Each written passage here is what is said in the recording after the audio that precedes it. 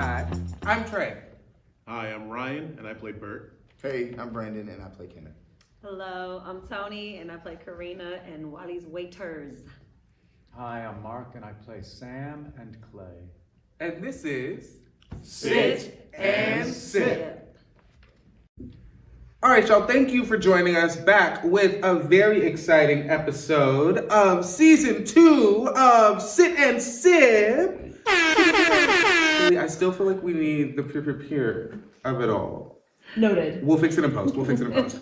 Okay, so we are here with the cast of Primary Trust at TheatreSquared. I think we should do an applause right there after that. Again, fix it in post. Efficiency. Just keep this. Just Trey is not ready. Trey is not ready. These are the wonderful drinks brought to you by the Commons Bar and Cafe. We have with us the mocktail for the show, the imaginary friend. Yes. And then we have the cocktail for the show. It is called Wally's Winter Mai Tai. Again. So air horns there too. This is stressful. Cool. All right. Well, thank you all for being here with me. In You're this welcome. Episode. In this episode of Sincere. Thank you. So, in Sincere, I'll ask you a couple questions and then we'll play some drinking games. So, my first question is going to be, what was your first job? Anybody can go. Anybody can go. All right, fine, I'll start. My first job, 16, 15. I worked at a place called Sun and Surf. Sun and Surf. Sun and Surf. Well, you've been to the Sun and Surf. Sun and Surf. No, I'm not making this up. We can tell. I was like, no. Okay, that was my first. No, okay. Dual answer. One, it was a State Farm insurance. You worked at an What? insurance As a place? child? I was filing papers. At 15? Yes, it was. In that what legal? city? Listen, it was 3 blocks from my house. Yeah. I filed papers and Seems like I you would need, like, fall asleep. really- I'm getting an I- insurance company right now. Right. Y'all let him tell the story. Farm, what were you doing? Am I telling? No, but I would fall asleep. And then it didn't last long. But the other job, the more exciting one, was Sun and Surf, because that was a beach club where members would have their. I was a locker boy, which means that I would put all the chairs and stuff into like a big pile on this cart, and I would just all the way down to the beach, and I'd set up. This person wants to be here. This Is that person seasonal? for the cabanas. Yeah, for the summer only. Wait, no, so you were setting the chairs on the actual beach. I would set the Yeah, you know the beach boys at the beach resort. They So who come out, was at the set up lockers? the umbrellas. Well, the and locker chairs. boys have the codes to That's open fun. the people who own their cabanas year round or summers. We open it with our locker codes and we bring the stuff down and we set it up where they prefer. Oh. And I did that all summer and it was a lot of Were fun. you able to stay awake? Why was that? I was able to stay awake, Yeah. because A little more cardio. you kind of have to. Yeah.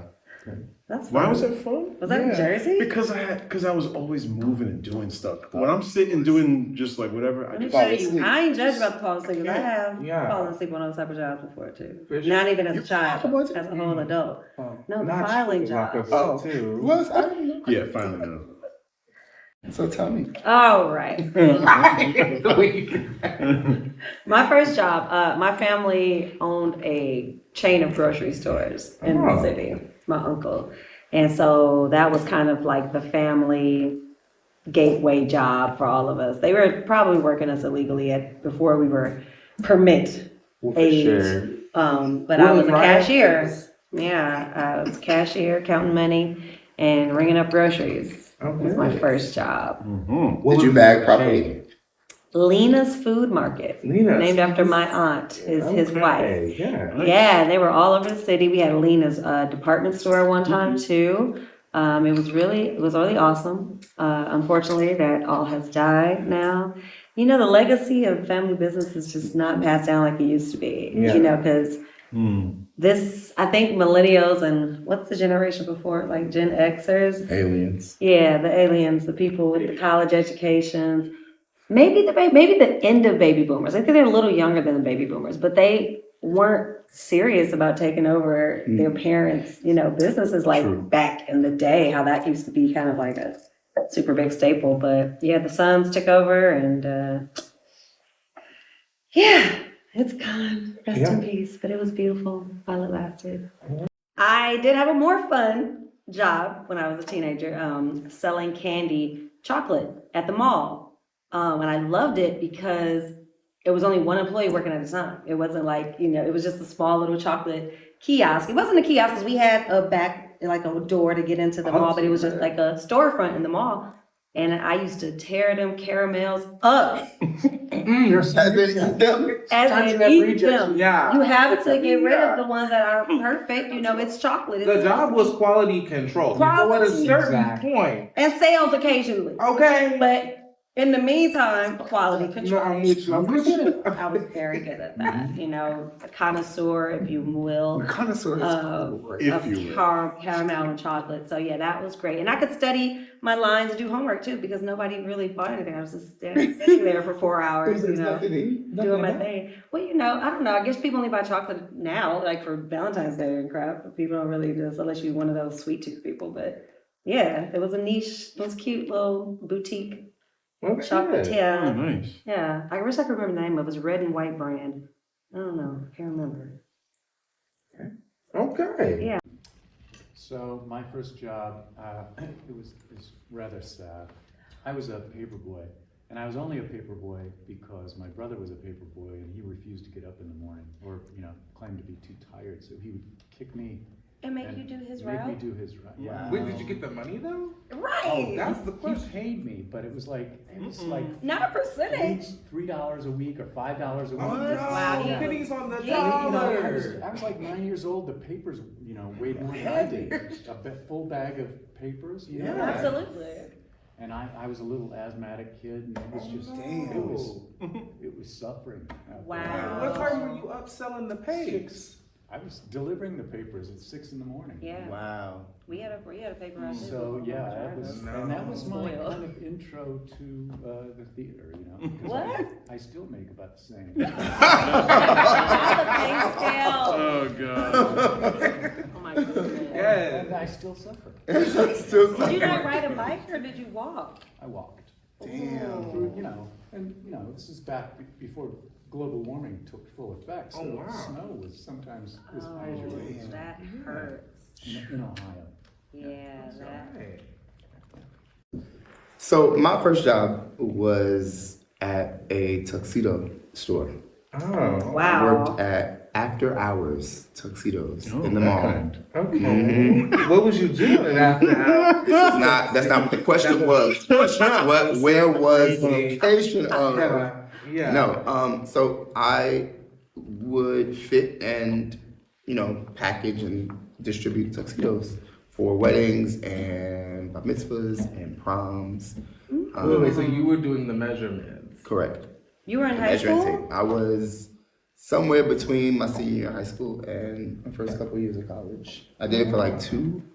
It was in the mall. Yeah. It's also when I got my first car, my first hoopty, that was missing a rearview mirror and could not drive in reverse. Whoa, well. Hold on. So when I got That's on when I got to work at the mall, I had to drive around until I found a spot. No. Then I could pull How do you get out of that spot? you have to pull through. Park is not parked, and then somebody parks in front of you. No, that's what I'm saying. I had to go in through a spot where both spots were You went at open, the back. so I could go through and be front out. It wasn't no walk. I got you. Damn. So That was my first car. It was a red Kia Sophia. Okay. So I call her Chef because she can only do half the shit. That's good training, Correct. planning skill. Correct. Yeah. That taught me to be you resilient. mean to tell me you never had to reverse? Like, I couldn't. Please stay. Not that I did not want to. What I want you to understand is she was not going to do that. I see that, but I'm saying Like she said, forward, left turn, right turn. and that's it. And that's all that's you it. get. And if you needed to go the back way, then you need You gotta keep things. You gotta go around again. I hate that you had to spin. Like you know how when you go to the airport, you gotta Yeah. keep. Yeah, she was an airport hoe. You just had to keep going until you got it right. Okay. Wow. Correct. All right. So that was my first job in my first car. Yes, you heard it here. When I was selling them tuxedos, baby, I was good at that job. Yeah. I was very good. We used to organize the names alphabetically, and I used to be on big key rings, the little order forms, Mm-hmm. and I used to be so good at making sure they were all in alphabetical order. Oh, Some yes. people can't read. That's true. That's true. That's true. And some people don't know the alphabet. They can't. So they don't. So They yeah. decided on their own, you know. Yeah, So yeah.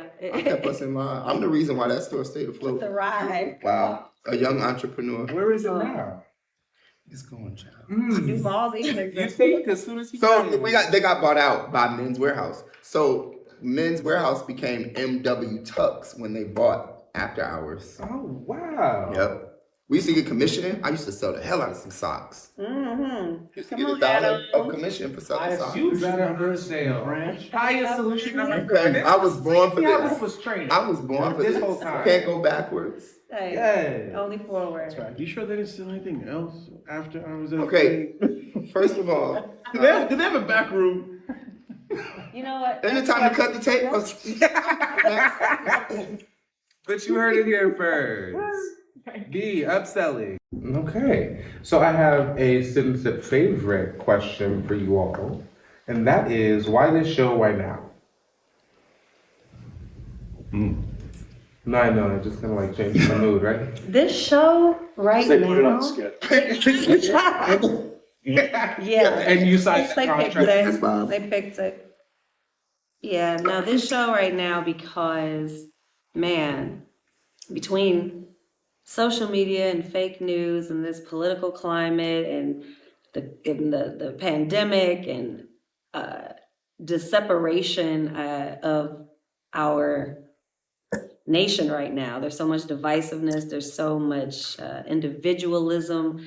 I don't think that we are getting enough warmth shot our way as we are chaos and war and death. And it's been a while. Even the art has been reflecting that. It's been a lot of, not a whole bunch of uplifting pieces that I can remember coming across. There's a lot of in the world right now. And so primary trust is really refreshingly remindful, if that's a word. It is now. Isn't It that is now, of relationship, of being in relationship, of being in close proximity, of talking, of, conversing, hugging, and exploring and getting to know someone outside of your phone and your device and your, one-dimensional world. And for me, it was a breath of fresh air. So I can only imagine what it's doing for audiences. That was such a good answer. No, it really was. I think that for me, the importance of this show now directly relates to, first of all of our experience of the pandemic. Absolutely. And the kind of isolation and loneliness, right, the word that we've been using, that we all felt to some degree, I think. But it has taught me that there's a difference in perspective between like claiming something like loneliness or sadness or awkwardness or what, fill in the blank, versus those being experiences that we move through, right? And I can be lonely in a period of time, but that does not make me a lonely person or any of those things that we sort of attach to ourselves or to others. And it has opened up even further the idea of the shared human experience. You know what I mean? That we are all capable of experiencing loneliness, sadness, anxiety, misunderstanding, loss, grief, joy, right? Those are things that we move through and experience in phases, but they're not exclusive to any type of identity that we might carry. Right. And I think that that's a message that we need to be reminded of, that the human experience tops any other experience. Yeah. You know? The getting through Yeah. something is really powerful. You know? And like where it falls in your life and in your experience is just that. You know, Kenneth is 38, but there are people in their teens and 20s who are lonely. There are people in their 50s, 60s, 70s who are, you know what I mean? Like it hits you when it does. Yeah. And that doesn't make anyone more or less of anything. It makes us all human. Yeah. Love that. Another thing that I love about this play for right now is so our production takes place post smartphones, and we've all pre. I do know my words. Pre drink games. Yeah, Mark Taylor. So we all know how smartphones have affected us, and man, like this play really does dive into like how important it is to be connected to someone. Kenneth has been connected to someone for 28 years, someone for 20 years, like, you know, like, and it becomes so important. A lot of us have like, well, these days you can sort of maybe count on your hand how many that we have stayed in touch with and bonded with and kept in our lives for so many years. It's very important that we have that. And this show is all about that, you know. And another thing that Ken talks about is like just being present, you know, just literally being present. I even feel like in my mind, because of, you know, the technology and everything, how it's hard for me to keep focused on certain things for too long. For sure. You know, but for this hour and a half, you know, we get the pleasure of not only as actors, but as the audience to just like really be present in everything. And then to be reminded through text, like, you know, like looking at the way a leaf is falling on the floor, or the way someone is holding hands with their loved one is just something that is happening here and now. And that is the most important thing, because here and now is just once and it's gone. And like before you know it, we're gonna lose everything that we've just been through. So we gotta like be aware, you know? And so I love that this play does that, makes those things aware. Beautiful. Yeah. So what I think is cool about this play right now is that it has a lot of heart, and it's about people who have needs, and we all have needs. Everybody, you know, the character in this play has quite a bit of need because of the damage in his past done to him, and so it's about community and togetherness and reaching out and I think that for me the play is also very successful because it's very theatrical. And like, you know, we know about the fourth wall. This play breaks the fourth wall, and that's very important using these themes, because it's, you know, it's we have a beautiful character played by a beautiful human being reaching to the audience to connect in that really dynamic theatrical way. It's live. It's not, there's no screen. It's happening right now.